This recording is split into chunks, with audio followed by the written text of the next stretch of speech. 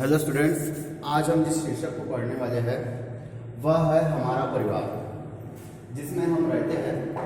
हम, हमारे माता पिता, हमारे भाई बहन और हमारे अन्य रिश्तेदार, जिनसे मिलकर बना होता है हमारा परिवार। परिवार को हम अंग्रेजी में फैमिली कहते हैं। फैमिली जो लैटिन भाषा के शब्द फैमुलस से बना है, जिसे हम अंग्रेजी में फैमिली या हिंदी में परिवार कहते हैं। तो परिवार क्या है?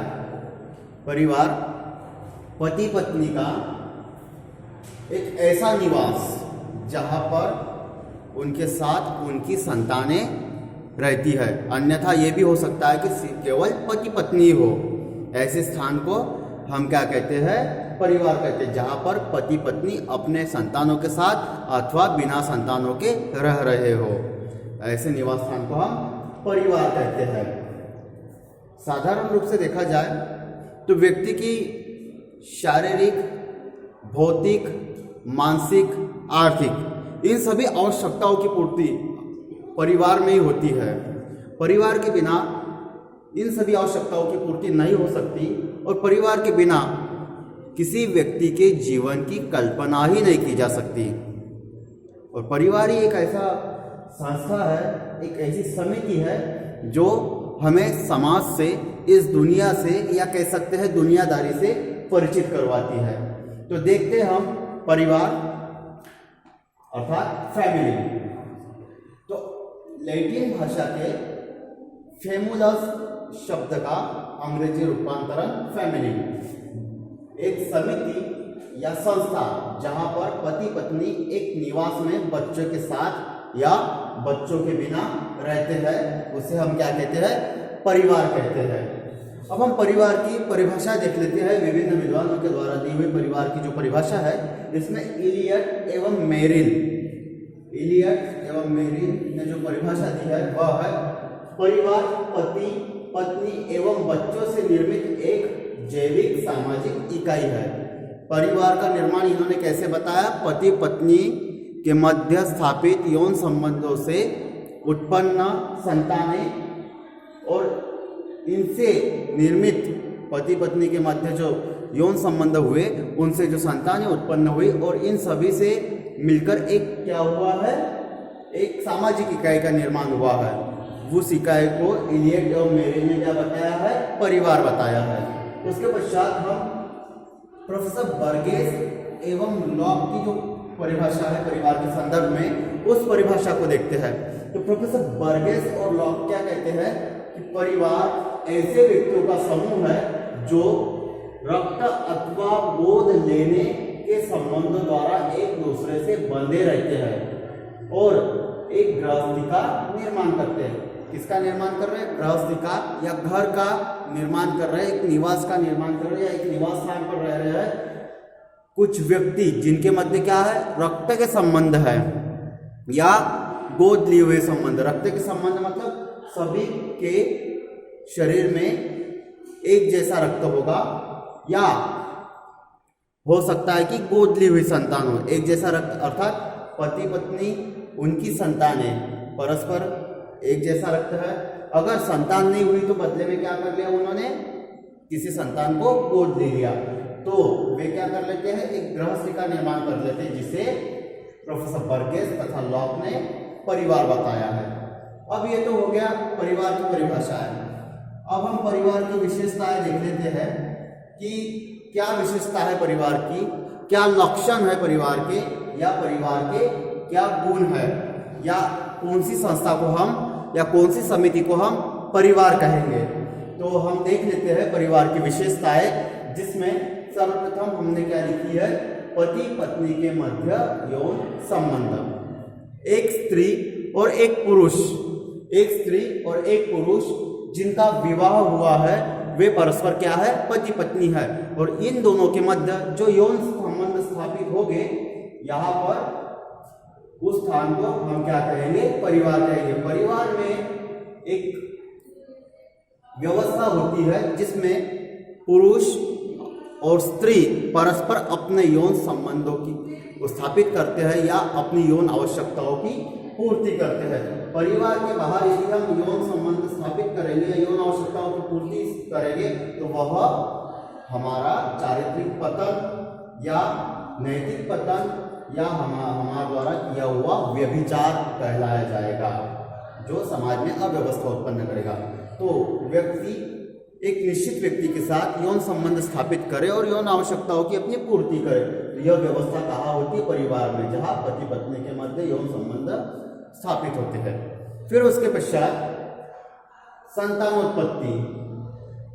पति पत्नी के मध्य संबंधों के स्थापित होने के पश्चात संतानों की उत्पत्ति होती है, मतलब बच्चों का जन्म होता है, जिससे हम वंश परंपरा के नाम से भी जानते हैं। पिता अर्थात पति, ये संतान का क्या हो गया? पिता हो गया। तो पिता का वंश संतानें चलाएगी, तो वंश परंपरा अर्थात संतानोत्पत्ति होगी। फिर उसके पश्चात बच्चों का पालन पोषण। संतानोत्पत्ति हो गई, बच्चों का जन्म हो गया, तो बच्चों का पालन पोषण करने की व्यवस्था परिवार द्वारा होती है, परिवार में होती है। परिवार इन बच्चों का संतानोत्पत्ति से पति पत्नी के मध्य यौन संबंधों से प्राप्त संतानोत्पत्ति से उत्पन्न संतानों का भरण पोषण परिवार करता है। आर्थिक व्यवस्था।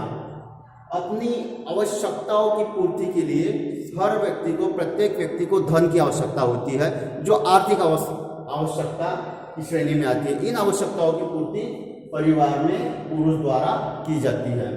अब तो वर्तमान युग ऐसा है कि यहाँ पर स्त्री पुरुष दोनों आर्थिक व्यवस्था करते हैं, परिवार में आर्थिक आवश्यकताओं की पूर्ति करते हैं।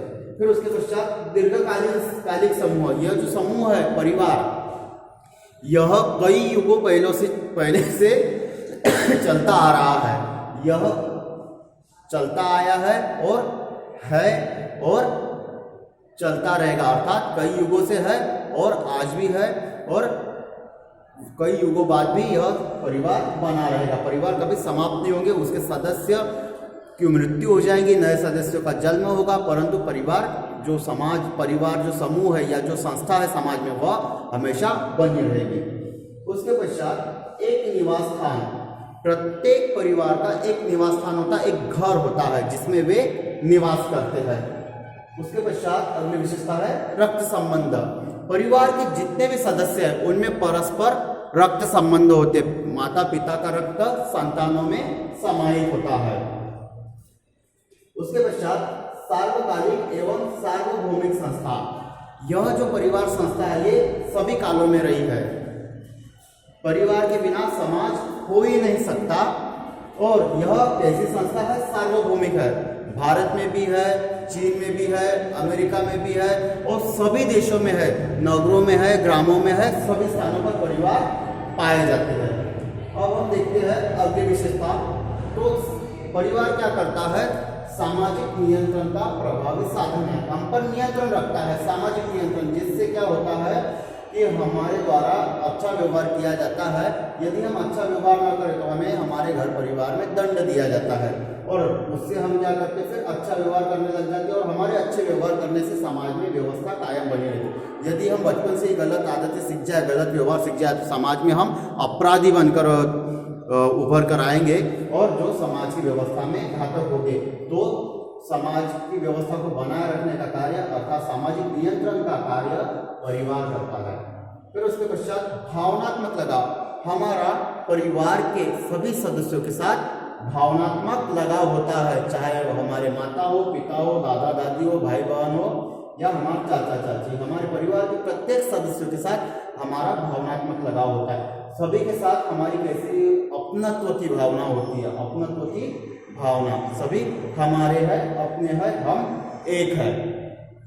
फिर उसके पश्चात सदस्यों का उत्तरदायित्व। परिवार में जितने भी सदस्य होते हैं सभी का अपना अलग अलग उत्तरदायित्व होता है। स्त्री का उत्तरदायित्व घर के कार्यों को संपादित करना, भोजन बनाना, भोजन की आवश्यकताओं की पूर्ति करना।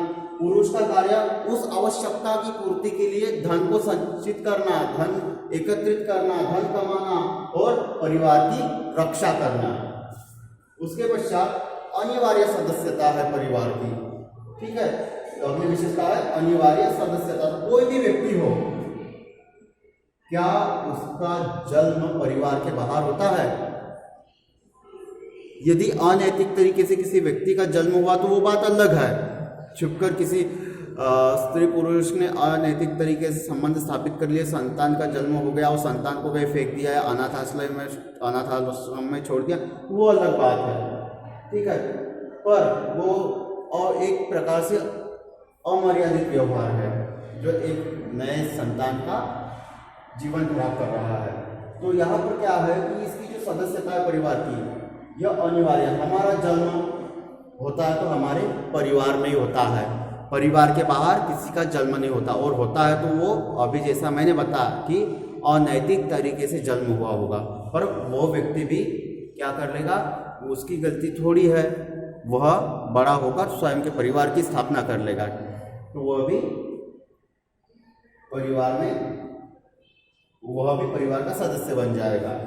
तो इसकी सदस्यता अनिवार्य है, व्यक्ति का जन्म ही परिवार में होता है, परिवार के बिना व्यक्ति के जन्म की हम कल्पना नहीं कर सकते। फिर उसके पश्चात सामाजिकरण, हमें हमारे रीति परंपराएं, प्रथाएं, रूढ़ियाँ, विश्वास, हमारा धर्म, हमारे जाति, हमारे त्योहार, उत्सव, पर्व, इन सभी के अनुसार हमें आचरण करने के लिए कहाँ से सिखाया जाता है? हमारे परिवार में ही सिखाया जाता है। तो ये सभी के अनुसार आचरण करवाना या आचरण करना सिखाना, ये कहलाता है हमारा सामाजिकरण, जो कहाँ होता है? हमारे परिवार में ही होता है। उसके पश्चात सीमित आकार, यहाँ पर सीमित आकार लिखा है, तो परिवार का आकार देखें तो अधिकतर सीमित होता है। वर्तमान में तो सीमित ही आकार वाले परिवार है, वैसे देखा जाए तो परिवार बड़े आकार के भी होते हैं, जिसे हम संयुक्त परिवार कहते हैं, वो हम अगली कक्षा में पढ़ेंगे। तो यहाँ पर हमें सीमित आकार इसलिए लिखा है क्योंकि परिवार का क्या हो रहा है कि जो आकार है अब तो सीमित ही है, पर अगर देखें वास्तविक तौर से तो परिवार का आकार सीमित है, जिसमें विवाह होने के पश्चात पति पत्नी और फिर उनसे उत्पन्न संतानें, इनसे मिलकर ही परिवार बनेगा।